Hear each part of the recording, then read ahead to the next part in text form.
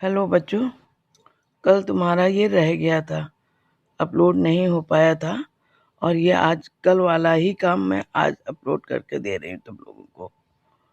ऋषि कुमार नचिकेता,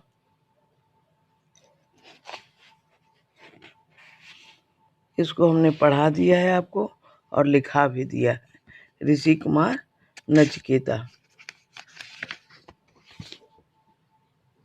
अब आया आप लोगों का पार्ट 2, वैदिक कालीन नारियां, आदर्श नारियां।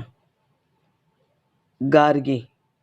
सारांश इसका है बच्चों, खूब ध्यान से देखिए और पढ़िए और समझिए। इसको समझ के फेयर कॉपी में आपको लिखना है। प्राचीन काल से ही हमारे देश में अनगिनत ऐसी नारियां जन्म लेती रहीं जिन्होंने अपने ज्ञान, शौर्य, त्याग, बलिदान और तपस्या से सारे संसार को चमत्कृत कर दिया था। उनमें से 2 नारियों के ज्ञान एवं तपस्या का वर्णन इस पाठ में किया गया है कि गार्गी महाराजा जनक, जो स्वयं ब्रह्मज्ञानी थे, उन्होंने एक यज्ञ का आयोजन किया। उसमें देश भर के विद्वान एवं तपस्वी आमंत्रित किए गए थे। देश का सबसे बड़ा विद्वान कौन है, ये जानने के लिए 1000 गायों के सींग में सोना गढ़वाकर कहा, जो सबसे बड़ा विद्वान हो वो इन गायों को अपने साथ ले जा सकता है। जब कोई विद्वान नहीं उठा तो महर्षि याज्ञवल्क्य ने अपने शिष्यों से गायें ले जाने को कहा, अर्थात उन्होंने खुद को सर्वश्रेष्ठ मान लिया। विरोध करने पर नम्र भाव से याज्ञवल्क्य ने कहा, सबसे बड़ा विद्वान होने के कारण नहीं, बल्कि हमें इन गायों की आवश्यकता है, इस कारण इन्हें ले जा रहा हूँ। विद्वानों ने शास्त्रार्थ की चुनौती दी। याज्ञवल्क्य ने सभी विद्वानों को निरुत्तर कर दिया। तभी गार्गी नामक विदुषी महिला ने राजा जनक की अनुमति लेकर याज्ञवल्क्य से प्रश्न पूछना शुरू किया। उच्च कोटि के प्रश्नों को सुनकर सभी आश्चर्यचकित हुए तथा उसकी प्रशंसा की। गार्गी के एक प्रश्न ने याज्ञवल्क्य को निरुत्तर कर दिया, परंतु वो इतनी उदार थी कि उसने ऋषि को अपमानित नहीं होने दिया और कहा कि इस सभा में याज्ञवल्क्य से बड़ा कोई विद्वान नहीं है। सभी ने गार्गी के ज्ञान और उदारता के समक्ष अपना सिर झुका दिया। वास्तव में गार्गी इस देश की गौरव है तथा उसने ये भी सिद्ध कर दिया कि यदि नारी को समान अवसर दिया जाए तो वो सभी क्षेत्रों में अग्रण्य मानी जा सकती है, बन सकती है। दूसरा, अपाला। जहाँ गार्गी ज्ञान की प्रतिमूर्ति थी, वहीं पर महर्षि अत्रि की पुत्री अपाला प्रेम, निष्ठा एवं तपस्या की प्रतिमूर्ति थी। अपाला परम सुंदरी एवं बुद्धिमती थी। उसे ये पता चला कि उसके जांघ पर सफेद दाग है। वो चिंतित हो गई। दाग बढ़ने पर उसने समझ लिया कि यह श्वेत दाग कुष्ठ रोग है। संकोचवश वो चाह कर भी अपने पिता से भी नहीं बताया, उसे छुपाए रखी।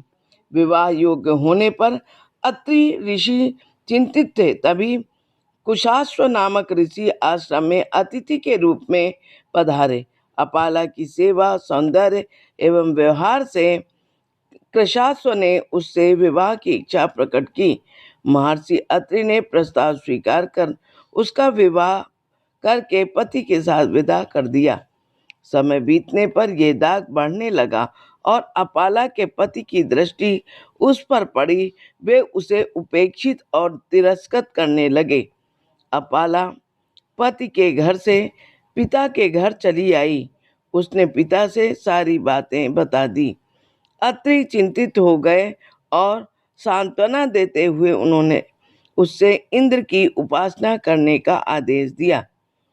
अपाला निष्ठा पूर्वक तपस्या में लीन हो गई। सत्तु तथा सोमरस ने वैद्य से इंद्र की उपासना करने लगी। काफी समय बीतने पर सत्तु चढ़ाने के बाद सोम रस चढ़ाने के समय रस निकालने के लिए पत्थर नहीं मिला। उसने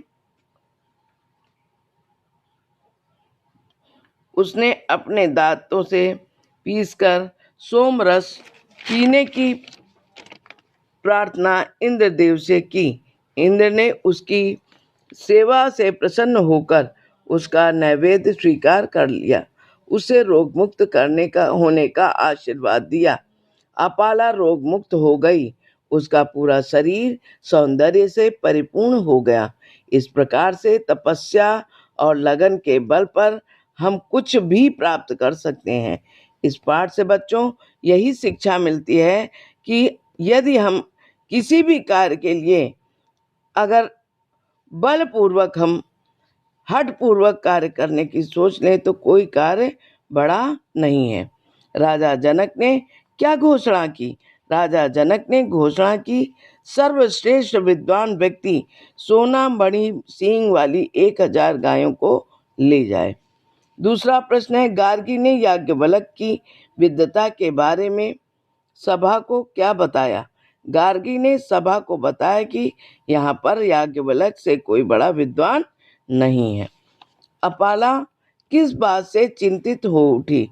अपाला अपने जांघ पर सफेद दाग देखकर चिंतित हो उठी। अपाला रोग मुक्त किस प्रकार से हुई? अपाला इंद्र की उपासना से रोग मुक्त हुई। सही विकल्प चुनिए। याज्ञवल्क्य के द्वारा प्रश्न का उत्तर न दिए जाने पर गार्गी चुप हो गई, क्योंकि वो नहीं चाहती थी कि याज्ञवल्क्य जैसे परम विद्वान का अपमान हो। सा वाला सही है बच्चों। खा बालिकाएं हर क्षेत्र में स्वयं को साबित कर सकती हैं। अगर उन्हें बाहर निकलने से मना किया जाए, निरक्षर रखा जाए, तो इसमें सा वाला सही है बच्चों। शिक्षा और समानता का अवसर प्रदान किए जाए।